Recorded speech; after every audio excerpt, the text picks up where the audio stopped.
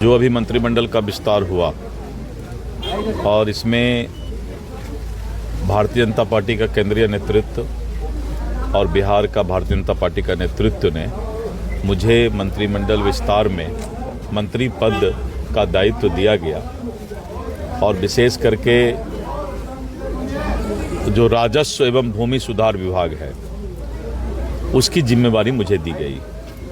पूरे बिहार में जमीन माफिया, 3 तरह के माफिया बिहार में हैं। एक तो बालू माफिया, जमीन माफिया और इस तरह करके अपराध का भी एक अपराधीकरण का माफिया है।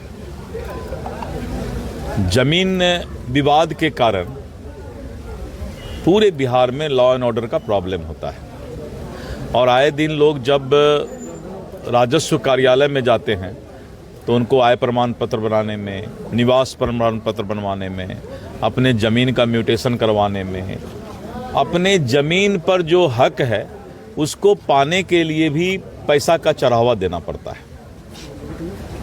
ये अच्छा हुआ कि माननीय नीतीश कुमार और भारतीय जनता पार्टी एनडीए गठबंधन ने मुझे इसका नाम ही है भूमि सुधार, राजस्व एवं भूमि सुधार, लैंड रिफॉर्मेशन।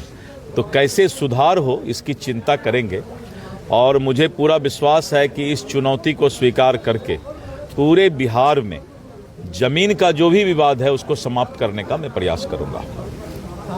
भूमाफिया काफ़ी बिहार में जो है वर्चस्व है, तो ऐसे में मैंने कहा कि ये यहाँ तो कम है किशनगंज और सीमांचल के तरफ, लेकिन जब आप पश्चिम चंपारण, मोतिहारी जाएंगे और विभिन्न जगहों पर जब जाएंगे तो भू माफिया बहुत सक्रिय है। तो इसलिए जो है इसमें बहुत सुधार की ज़रूरत है कि लोगों को अपने ज़मीन का मालिकाना हक लेने के लिए कोर्ट नहीं दौड़ना पड़े। आज अब जब सिविल सूट का मामला देखेंगे, एक एक ज़मीन का जब सिविल सूट का केस होता है न्यायालय में तो 20-20 साल चलता है।